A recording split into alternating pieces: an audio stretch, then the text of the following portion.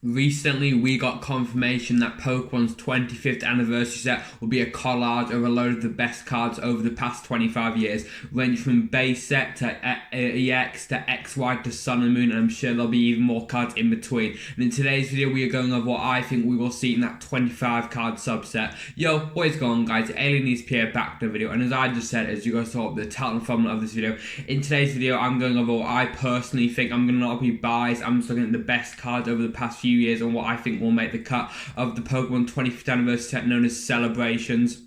Now, what is this set? Pokemon told us around last week, I believe around a week ago. We went into more detail on this set about a week ago, talking about all the products that we know now and more. But essentially, Pokemon told us that there'll be a 25 card subset. Now, what is this subset made of? Is it a Shiny Vault Radiant collection? Essentially, this subset will be made of 25 of the best cards over the 25 years. A collage, really, playing homage to some of the best cards, whether that be collectability, playability, and I'm sure there'll be some other factors. But yeah, let's get right into it, baby. So yeah, guys, this is just my personal list. I'm going to try to be not as biased as possible, meaning I'm just going to try to be as fair as possible. Yes, Espeon is my favorite Pokemon, but I'm not going to say all the remakes just need to be Espeon cards, which are too expensive for me at the moment, so I'd get them for a cheaper alternative. I'm going to try to be as fair as possible. So we're going to start right off with base set. Now, we have already been confirmed that we are getting base set Venusaur in a reprint style, as well as Charizard. So that's 2 of the 25, and it only makes sense realistically to include the third out of the big 3, Blastoise himself.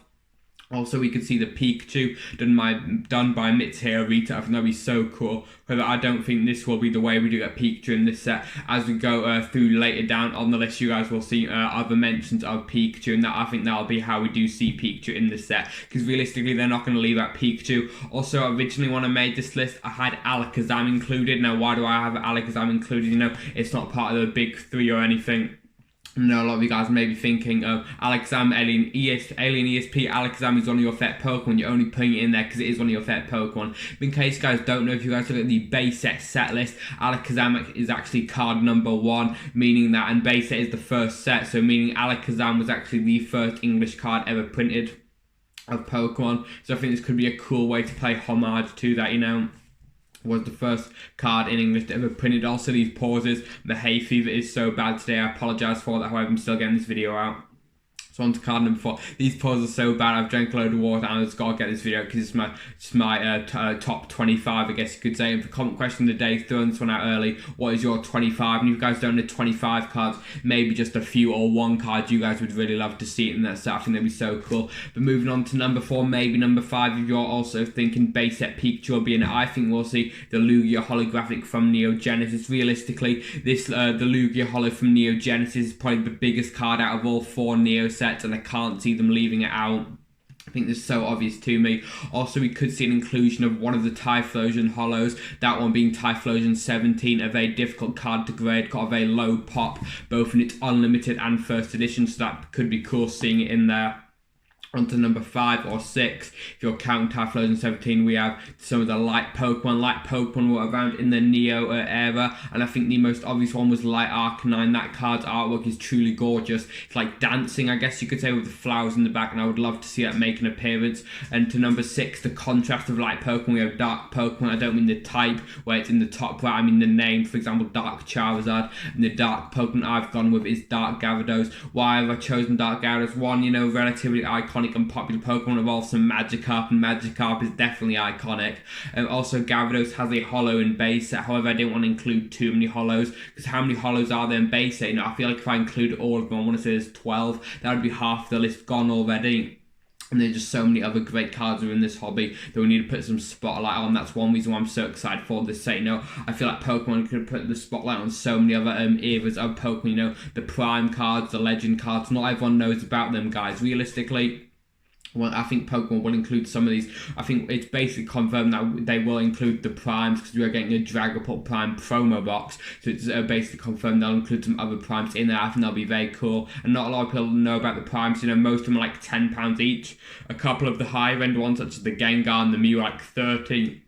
the evolutions being Espeon and Umbreon there are relatively high, but the highest ones are the Gengar and the Mew, so most of the primes are quite cheap. So if you guys are aware of these cards and you want to pick them up for cheap, now is probably the time. Not financial advice, however. I can totally see and understand if Pokemon puts more spotlight and attention on these cards, the price will go up because not every collector in the game does know about them. But on to number 7, I can see we have a Shining Gyarados. Now maybe because I can't get my words out of my hay fever, and I'm so excited for this set too. But maybe one reason why this may not be true is because I can't see them doing 2 Gyarados at once. No, Gyarados isn't the most popular Pokemon, so maybe they'll cut Dark Gyarados out. Out of the 2 Dark and Shining Gyarados, I think Shining Gyarados is more likely, simply because of the fact of the story element. You know, if you guys have played the Gen 2 games, you guys will know part of the story is going to the Lake of Rage and fighting that Shiny Gyarados. So at the end of the day, it does play into the story and the overall picture of Pokemon. Very important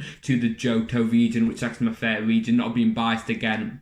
But I can see them including Shining Gyarados in it just because of that story element, such a key part within the Gen 2 games. Now, if they don't do Shining Gyarados, I don't think we're going to see all the Shinings, because like I said, we don't have enough space for that. You know, it's only 25 cards, quite a small subset if you do think about it, so I don't think we'll get all the Shinings like Shining Steelix, Kabutops, Raichu, unfortunately. However, if they don't do Gyarados, one thing I think would be so cool would be seeing an English version finally of the Koro Shining Mew. In case you guys don't know, a Japanese magazine known as Koro, I believe in 2001, correct me if I'm wrong, but I believe that is when it is, or maybe, I think it is 2001, yeah. They got a Shining Mew in its beautiful baby blue shiny colour. It's exclusive artwork, it's an exclusive card, it's only in Japanese. That card has never made its way over to English, and realistically, if they were going to bring it over, I think this would be the set. So maybe if that was in the 25th anniversary set, that would be so cool. That would be one of my chase cards, because I love the Japanese version of that card, and getting an English one would honestly be phenomenal.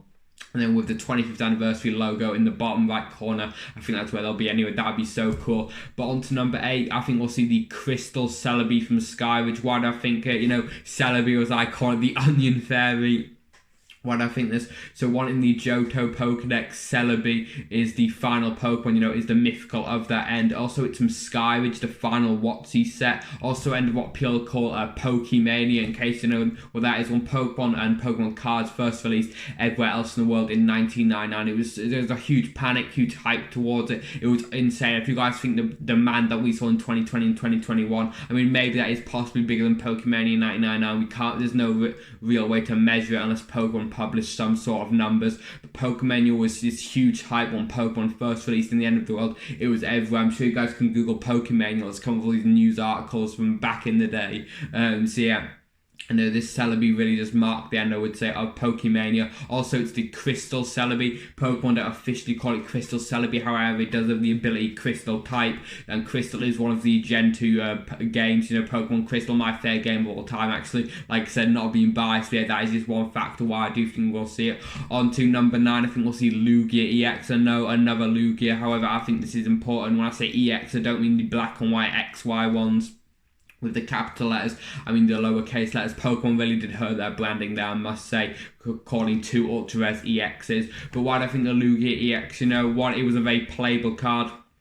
And I think one reason why we will see things that we will see in the set are not just popular collectible cards, but also playable ones. One reason why I think this is because we have already had it confirmed that Tapu Lele GX is getting a remake. And realistically, I'm sorry to say it, Tapu Lele isn't the most popular Pokemon. It's one of the Tapus, one of the Sun and Moon era. Not a lot of people do like it. I like it, and it's coming from me. It's actually one of my favourite Pokemon. I really do like the Tapus. I think they're very unique. But Tapu Lele isn't the most unique Pokemon. And that GX card isn't too sought after. It's from Guardians Rising. That set isn't even that old. You can still readily pick up those in all of its forms, whether it be the Half Art, Alt Art, Promo, Full Art, or Rainbow there. So yeah, back to what I was saying about Lugia EX. I think that's one reason why we will see it in the set. It was very playable.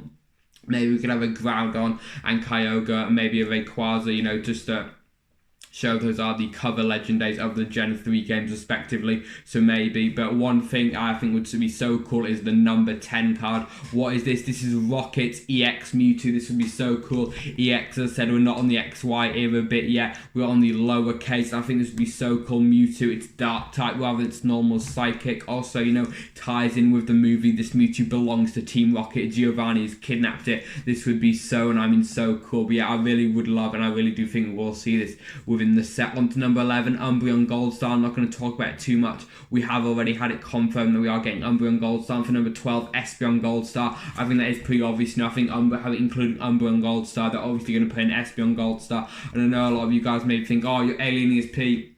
You're just saying that because Espeon is your favourite Pokemon and you'd love to see this. And as much as I would love to see this, I feel like if they are including Umbreon Gold, so they're also going to include its counterpart Espeon. So that's not me being biased. I think that is kind of obvious. So on to number 13, I think we're going to see some kind of representation of the Delta species. Now, which one? I was looking at just the regular Delta species. There aren't too many now. I was looking at Charizard, maybe. That probably is the biggest one because you guys guessed it. It's Charizard. But then I remembered if we're including that, we could set up for so many things. And realistically, if we're going by this whole set could just be full of Charizards. I'm not going to lie, that would be pretty boring. So I'm not actually going to go for Charizard. So then towards the end, I did actually remember some gold stars. As I was talking about the Umbreon and Espeon, I actually have Delta species. For example, Charizard's gold star is a Delta species. However, we're not saying Charizard Delta species will be in the set, but if you guys know your Delta species and your Gold Star Delta species, you guys probably know it already. I think we will see the Mew Gold Star Delta species in this set. And why do I think this? Playable cards, you know, I think I've seen that in a couple World Championships decks. Plus, you know, it's Mew. I would say that is probably the most iconic Delta species because one, Mew, you know, very popular. Two Gold Stars are just popular and rare cards within the hobby, so I think that would get a lot of people talking about it. Three, you know, Mew's in its shiny form. All the Gold Stars are in their shiny form, so even if they're not Delta species, for example, the Umbreon and the Espeon, those aren't Delta species cards, we still see those cards in their shiny form. So Umbreon's got the blue rings, and with Espeon turned into that lovely green. I've got my purple Espeon in the back. That's not a shiny one, but yeah, I think that would be very cool. On to number 14, and we're going to do the level X's. These were the ultra rares for the Diamond and Pearl Platinum games, or Gen 4, whatever you like to call it. Now, what do I think? I don't think there are too many. You know, Charizard is up 2, I believe. One in the set and one is a Tim promo. However, the one I think we'll see is the Snorlax level X. This card is so cool. I know a lot of people love it. I believe over in Japan it was a Domino's Pizza promotion. That could be incorrect, but I'm sure I heard that somewhere. So I think that would be very interesting, as well as if it's not Snorlax, maybe we could see Arceus. You know, there's the God Pokemon. So seeing Arceus get some sort of representation from the 25th anniversary set would make a bit of sense, as well as it is getting a game at the beginning of 2022. Very hyped for that. Also, I was talking about playability a bit earlier. Luxray Level X, I'm pretty sure, was very playable, with its ability being very similar to the supporter card we have now known as Boss's Order. So Luxray Level X could be a candidate for that, and I think that would be pretty cool. Luxray is one of my favourite Pokemon, not being biased, as I've said plenty of times. And on to number 15, I think this is where we see the Prime cards make their grand entrance to this set. Love the Prime cards. I'm a collector of them, you know. I've got some of them in my collection, whether that be graded or ungraded. I think they're great. It's where the artwork zoomed into the Pokemon's eye. Also, not a lot of people know about them, so if you guys want to pick them up, I'll probably recommend now, not financial advice or anything, but before Pokemon put the spotlight on these cards, making more people aware of them, you know, the price probably will go up then, because these cards are great and deserve to have a high price, I must say. So what can I see representing the Prime cards? I think the biggest ones could be the Gengar Prime. That Prime card is so gorgeous. One of, if not the most expensive Prime card at the current moment. The artwork is just phenomenal. Gengar gets a lot of good artwork in general, I must say. Also, Machamp, Donphan, Tyranitar, I believe those three were actually quite playable Primes. And Mew, you know, that Mew may also get a Prime card, with one is Mew. Very popular, as well as the artwork is very good. So yeah, also the Legends cards, these were around in the same era as the Prime cards, the same sets, I do believe, is where you could get two Pokemon cards, put them together, and the artwork would carry over. I don't think we are going to be getting any Legend cards within the set wide. I think this one, they take up 2 spaces, you know, because you need both slots to put them together, and the artwork carries over. So if you'd want one, you'd need the other. Also, if they did like Lugia Legend, that's 2 cards. You'd also need Ho-Oh Legend as the counterpart. Ho-Oh, all Legends are 2 cards, I mean that's 4 cards there.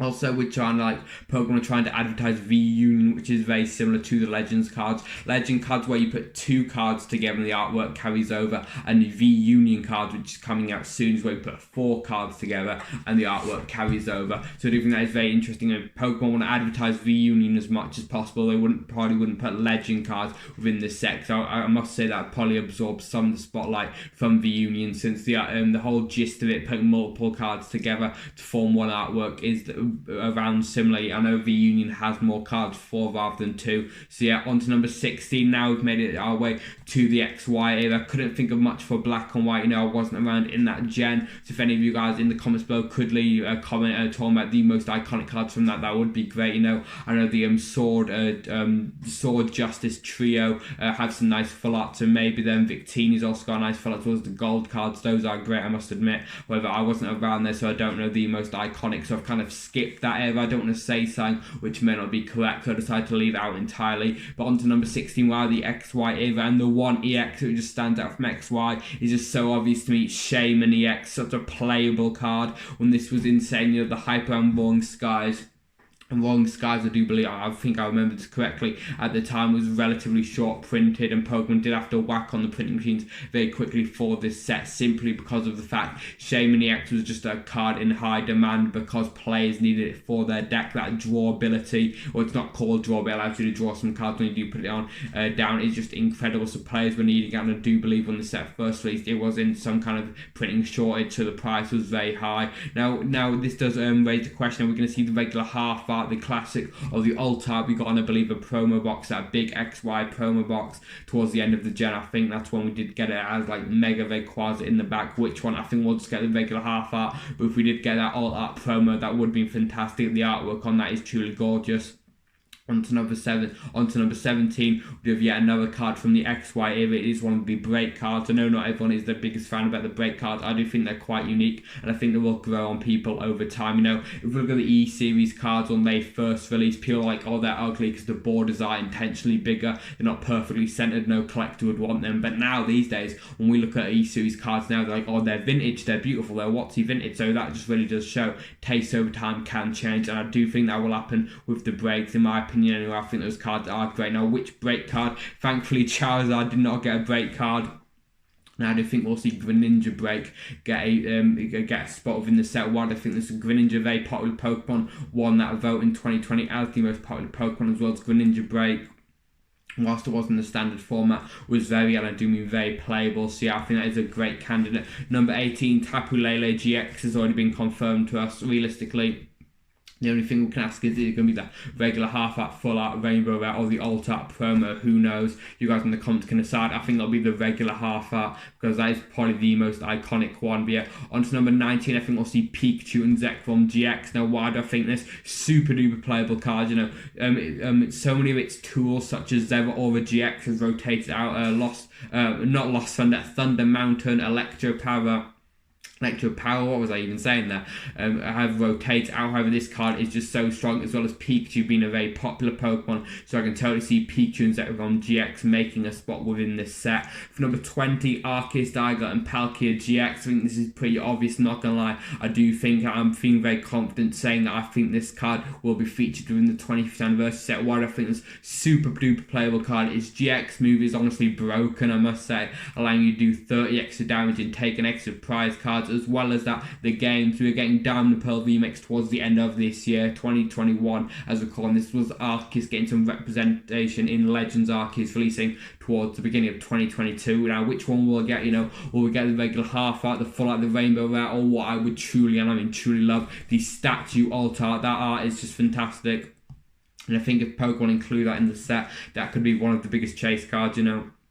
We know Cosmic Eclipse, the set this card is from, it's just seen a boom in price. Booster boxes, I think, are around 500, which is crazy for a set, which isn't even too old. It was the last set within the Sun and Moon era, final set of 2019. Not that much of an old set, and that the price of that box is just so high, such a popular set. So I could totally see Pokemon remaking it. In at number 21, I think we'd see Zacian V, legendary cover Pokemon of Pokemon Sword. It's playable. It's the end of an era, I guess you could say, similar to Arceus, Dialga, Palkia GX, well as Pikachu and Zekrom GX. These 3 cards have honestly dominated the playing, the standard format over the years. It has been a tournament legal, with Zacian V still being legal for a year and a bit. I can totally see it continuing to dominate. So I think the Zacian V we will also see get some representation within the 25th anniversary set, and maybe we'll see Zamazenta, its counterpart, also that one, because Zamazenta is nowhere near as popular and playable, I must say, as Zacian V. I say popular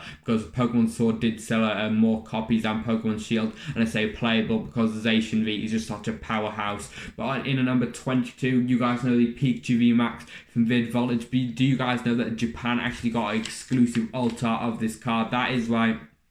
Japan got an incredible altar of this card. What is it doing? Is it in an epic battle pose? Is it facing off an opponent? No, it's hugging. It's literally an altar of Pikachu VX giving you a big hug.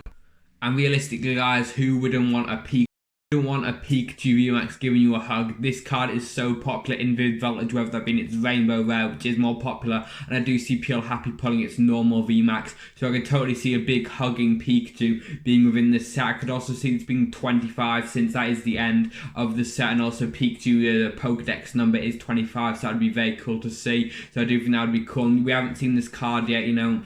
Originally, when we heard the rumours of the Elite Trainer Box Plus essentially being an ETB, we do get a promo and extra packs. A lot of people are saying we may see this with Vid Voltage first, and we do get a promo of this hugging Pikachu. However, we saw these ETB Pluses with the Gold, Zacian and Zamazenta, so I think this is the way that they will integrate the hugging Pikachu VMAX, if you could call it that. That's a fan name, by the way. Pokemon haven't confirmed it's called the hugging Pikachu VMAX, as cool that would be. They haven't confirmed it is a fan name. But in the number 23 and 24, I think we'll see Flying and Surfing Pikachu respectively, their own separate cards. Don't know too much about these cards, being honest. I don't know how they came to be, but yeah, I think that would be very cool. And number 25, what I've put as number 25, now keep in mind this set list is in no particular order, these are just 25 cards I think would be cool to see in this remake, celebration, collage, homage, whatever you want to call it, set. Number 25, I would love to see if Pokemon came to me and said, Alien ESP, choose one card to be in our Pokemon celebration set. For whatever reason they'd come to me, this would probably be the card, because I know pulling this card